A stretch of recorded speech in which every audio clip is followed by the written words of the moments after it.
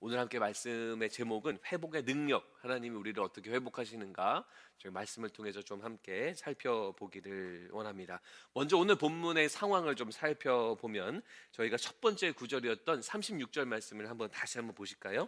다시 한번 보시면 이스라엘의 하나님 여호와께서 너희가 말하는 바 칼과 기근과 전염병을 말미암아 바벨론 왕의 손에 넘긴 바 되었다 하는 이 성에 대하여라고 나와 있습니다. 자, 이게 무슨 말이냐면요, 하나님의 말씀이 너네들이 지금 그렇게 얘기하고 있지, 뭐라고 얘기하냐면 이 예루살렘 성이 칼과 기금과 전염병 때문에 그들에게 넘겨졌구나라고 이 사람들이 계속 그렇게 이야기를 하고 있었다는 거예요. 실제로 칼은 뭐냐면 이 바벨론의 공격이었고요, 바벨론의 침략이었습니다.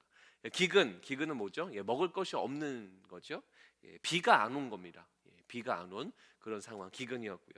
다음 전염병, 지금처럼 저희가 백신을 개발하고 있는 상황도 아니고 또 약이 통용되는 그런 상황도 아니고 전염병이 돌면 그냥 속수무책으로 사람들이 죽을 수밖에 없는 상황. 이런 칼과 기근과 전염병이 이 예루살렘 성읍을 완전히 덮고 있는 그런 상황이다라는 거예요. 하나님이 그런 상황 속에서 이스라엘 백성들 또 예레미야를 통해서 하나님의 말씀을 하고 있는 겁니다. 이들이 아무것도 할 수 없는, 손을 놓을 수밖에 없는 그런 상황이었다라는 거예요. 오늘 말씀의 43절 말씀을 보실까요? 43절 말씀을 보시면 너희가 말하기를, 또 이 사람들이 말하고 있는 거네요. 황폐하여 사람이나 짐승이 없으며 갈대아인의 손에 넘긴 바 되었다 하는. 자, 이게 무슨 말이냐면 자기들이 살았던 그 예루살렘 동네를 또 평가하는 것을 이 성경이 기록하고 있는 겁니다. 황폐했다. 여기서 황폐했다는 것은 완전히 폐허가 되어 버렸다라는 거예요. 완전히 아무것도 세워져 있는 건물, 집 이런 것도 다 없고 완전히 폐허가 된 그런 상황. 본인들이 그 예루살렘 성읍을 그렇게 말하고 있는 거. 우리 성읍은 완전히 패망해서 아무것도 세울 수가 없는 그런 도시, 그런 타운이 되어버렸어 라고 말하고 있는 거죠. 그 다음에 뭐라고 말하고 있냐면 사람도 없고 짐승도 없는 그런 장소다라는 겁니다. 여러분, 제가 예전에 다큐멘터리를 본 적이 있는데 그 구소련, 지금 러시아죠, 거기에 체르노빌에서 예전에 86년도인가요? 87년도에 그 원자력 발전소에 사고가 나가지고 거기에 이제 방사능에 노출이 됐죠. 그래서 제가 어렸을 때도 그게 이제 서울로 날라오냐 안 날라오냐 막 뉴스를 봤던 기억이 있습니다. 그때 당시에 방사능이 퍼지면서 거기는 사람들이 다 죽고 거기 사람들이 다 이제 탈출하게 되죠. 그래서 아직도 거기에는 사람이 살고 있지 않은데 요즘에 이제 좋은 기술들이 있어서 드론으로 그곳을 촬영했던 그런 다큐멘터리를 본 적이 있는데요. 동물도 없어요. 사람도 없고요. 아무것도 없습니다. 예전에 있었던 사람들이 도망갔던 집과 또 나무와 또 건물들, 그 발전소 건물들 이런 것만 완전히 폐허처럼 남아져 있는 그 장면을 다큐멘터리로 본 적이 있습니다. 예루살렘이 바로 그런 상황이라는 겁니다. 하나님의 징계를 받았어요. 하나님의 심판을 받았는데 그냥 따끔하게 혼나는 그런 정도가 아니고 완전히 패망한 상황. 이 체르노빌에 아무도 식물도 살지 않고 동물도 살지 않고 사람도 살지 않는 그런 상황처럼 이 예루살렘 성읍이 그렇게 되었다라는 겁니다. 자, 두 구절을 살펴보면서 뭐를 알 수 있냐면 피할 수 없는 재앙이라는 거예요.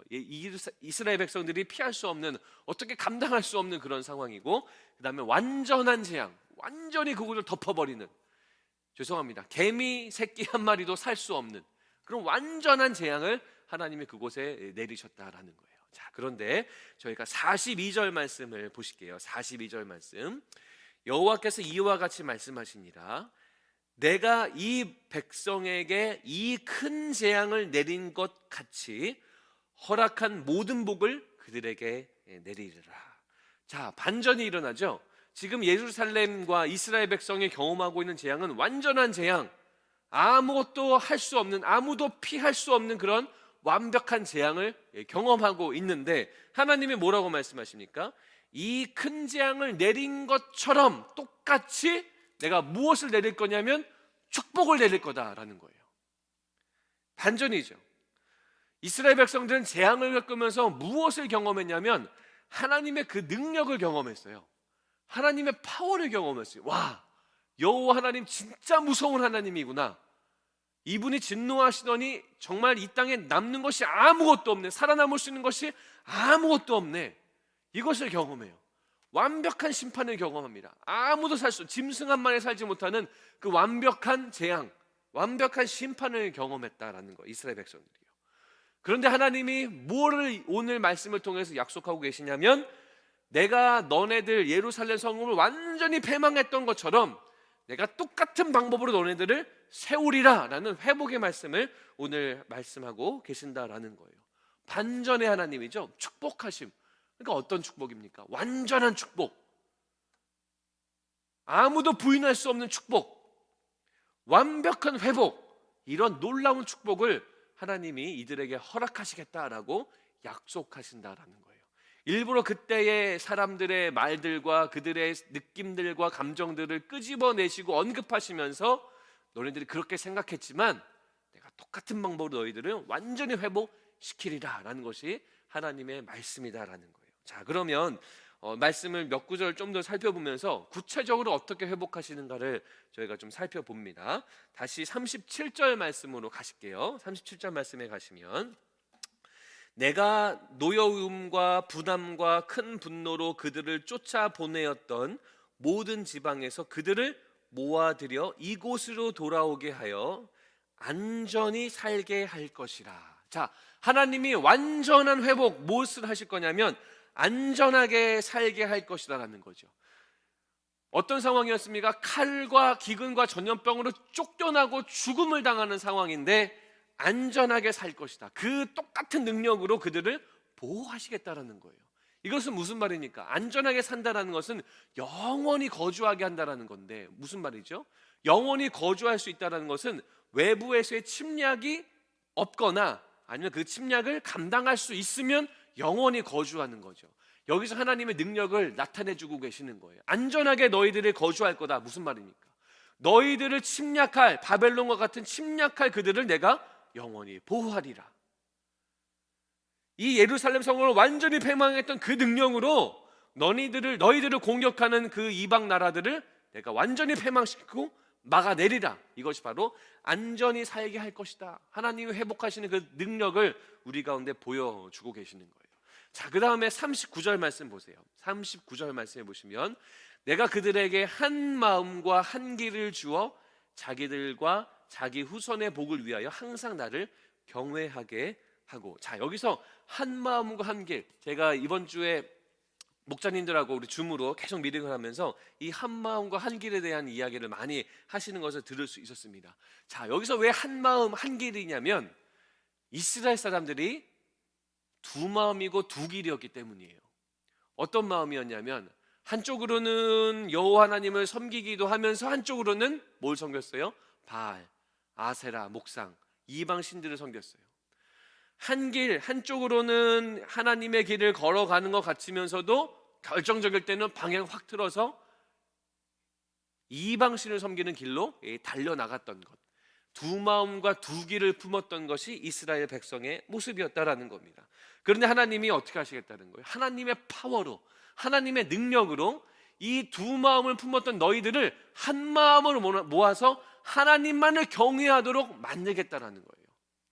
우리가 발버둥 치면서 주님만을 경외해야지 안 됩니다. 하나님이 우리 가운데 도와주시고 우리를 인도하셔야만 우리가 하나님을 향한 한 마음을 품을 수 있고 주님만을 경외할 수 있어요. 주님이 이것을 하시겠다라는 거예요. 내가 흐트러져 있는 너희들의 마음을 하나로 확 붙들고 하나님만 경외하도록 내가 하겠다. 하나님의 능력을 보여주고 있는 겁니다. 그 다음에 41절 말씀해 보시면, 내가 기쁨으로 그들에게 복을 주되 분명히 나의 마음과 정성을 다하여 그들을 이 땅에 심으리라. 지금 어떤 상황입니까? 예루살렘 성읍에 살다가 완전히 뿌리까지 뽑혀버린 상황이에요. 그런데 하나님은 내 마음과 뭐라 그랬어요? 정성을 다하여, 우리가 하나님께 마음과 정성을 다하여 드립니다, 이렇게 고백은 많이 했지만 하나님이 우리 가운데 마음과 정성을 다하여 뭡니까? 그들을 이 땅에 다시 심으리라, 뿌리를 내리게 하겠다라는 것이 바로 하나님의 이 회복의 능력이다라는 거예요. 지금 이스라엘 백성들은 상상할 수가 없어요. 우리가 지금 뿌리째 뽑혀서 여기에 포로 생활을 하고 있는데 거기에 다시 우리가 뿌리 내리며 산다고 상상만 해도 기쁜 거죠. 하나님이 그것을 보여주신다라는 겁니다. 자, 마지막 43절 말씀에 보시면 너희가 말하기를 황폐하여 사람이나 짐승이 없으며 갈대아인의 손에 넘긴 바 되었다 하는 이 땅에서 사람들이 밭을 사되. 자, 이게 무슨 말일까요? 사람들이 갑자기 땅을 산다는 겁니다. 이게 무슨 말이냐면 예레미야 32장 7절 말씀하고 15절 말씀에 보시면 이렇게 나와 있어요. 7절 말씀 보라, 네 숙부 살룸의 아들 하나멜이 내게 와서 말하기를 너는 아나돗에 있는 내 밭을 사라. 이 기업을 물을 권리가 내게 있느니라 하리라 하시더니 15절 말씀 만군의 여호와 이스라엘의 하나님께서 이와 같이 말씀하시니라 사람이 이 땅에서 집과 밭과 포도원을 다시 사게 되리라 하셨다 하니라. 예레미야가요 하나님 말씀을 듣고 그 땅을 삽니다. 그 땅을 살 때 하나님이 뭘 약속하시냐면 너가 다시 와서 이 땅을 차지하게 될 거다라는 이야기를 하시는 거예요. 그러면서 이게 32절 2장 말씀에서 하신 말씀인데 오늘 본문 32장 맨 끝에 이 얘기를 하시고 있는 겁니다. 이 땅에서 사람들이 밭을 다시 구입하게 될 것이다. 밭을 사면 뭐 합니까? 거기 일구잖아요. 열매를 맺게 하잖아요. 하나님이 그 열매 맺는 땅을 다시 한번 허락해 주신다라는 겁니다. 이게 바로 하나님이 이스라엘 백성들에게 하시는 이 회복의 능력의 모습이다라는 거예요. 열매가 맺히지 않던 그 지역에 다시 돌아와서 열매를 맺는 그 땅 너희들이 사게 되고 그 땅을 누리게 된다라는 것이 바로 하나님의 말씀이다라는 겁니다. 자, 그래서요 이 말씀을 정리하면 이겁니다. 하나님의 주도적인 능력으로 이스라엘을 회복하신다라는 거예요. 하나님의 주도적인 능력으로 이스라엘을 회복하신다라는 겁니다.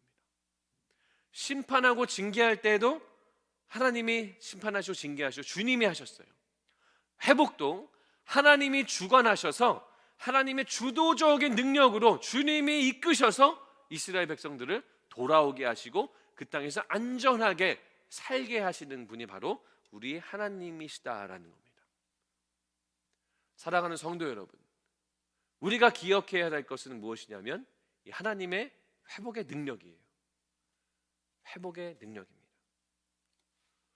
하나님의 징계, 70년 동안의 포로 생활도 하나님이 시작하셨지만 하나님은 그 능력의 하나님, 징계를 주신 하나님, 그 능력의 하나님이 이 회복의 하나님이기 때문에 똑같은 능력으로 이스라엘 백성을 회복하신 것처럼 우리들에게도 때로는 징계와 아픔과 고난의 시간들을 허락하시지만 이거를 다시 돌이키시고 회복하시는 분도 그 동일한 능력의 하나님임을 우리가 꼭 기억하시기 바랍니다. 이것이 바로 이 말씀을 가운데 우리가 적용하는 그 적용의 포인트다라는 거예요. 코로나를 통한 이 세상의 징계, 교회를 향한 메시지 우리가 잘 듣고 있죠. 그래서 여러분 기억하시기 바랍니다. 이 코로나도 하나님이 끝내십니다. 하나님의 때에 하나님의 방법으로 이 코로나의 시대도 하나님께서 막을 내리게 하실 거예요. 우리 교회들, 우리 모든 교회들의 혼란이 있지 않습니까? 우리 교회들의 어려움들이 있지 않습니까? 또 여러분들 많은 기도의 제목들이 있지 않으세요? 주도적인 능력으로 하나님께서 회복의 시간들을 허락하신다는 것을 여러분 꼭 믿으시기 바랍니다. 여러분 믿으십니까? 꼭 믿으시기 바라요. 하나님이 여러분들의 삶, 또 우리 교회들, 이 전 세계를 회복하는 그 능력이 있으신 분이시고 그렇게 인도하신다라는 거예요. 저희가 한 구절을 더 볼 건데 이것이 바로 오늘 본문의 메인 주제입니다. 38절 말씀입니다. 그들은 내 백성이 되겠고 나는 그들의 하나님이 될 것이며. 우리 그 다음 출애굽기 말씀을 좀 띄워주실까요? 네, 띄워주시면 저희가 다 같이 읽겠습니다. 시작. 너희를 내 백성으로 삼고 나는 너희의 하나님이 되리니 나는 애굽 사람의 무거운 짐 밑에서 너희를 빼낸 너희의 하나님 여호와인 줄을 너희가 알지라. 출애굽 시절에 하나님이 하신 말씀 그대로입니다. 나는 너희의 하나님이고 너희는 내 백성이다. 오늘 이 예레미야 상황에서 이 포로로 끌려가 있는 상황에서도 하나님은 동일하게 말씀하고 계십니다. 뭐라고 말씀하시나요? 너희들은 내 백성이 될 거고 나는 너희들의 하나님이 될 거다.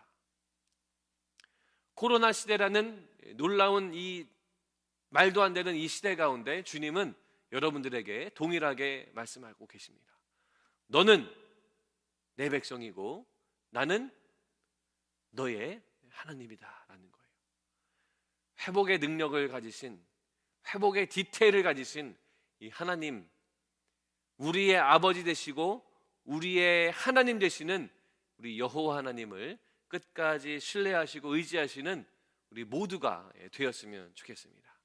에베소서 3장 20절 말씀에 보면 우리 가운데 역사하시는 능력대로 우리가 구하거나 생각하는 모든 것에 더 넘치도록 능히 하실 이에게. 이스라엘 백성들은 귀한 다시 예루살렘 땅에 가는 것을 상상하지도 못했습니다. 정말 그런 일들이 벌어질까? 그러나 그들 눈앞에 1차, 2차, 3차에 걸쳐서 그들은 다 돌아오게 됩니다. 우리 하나님은 우리가 처하고 있는 상황보다도 더 크신 하나님이셔서 우리가 구하거나 생각하는 것보다도 능히 넘치도록 채우시는 그런 귀한 하나님임을 여러분 굳게 믿으시고 소망의 하나님, 회복의 하나님을 붙드시는 우리 모든 성도님 되시기를 주의 이름으로 축원합니다. 기도하시겠습니다.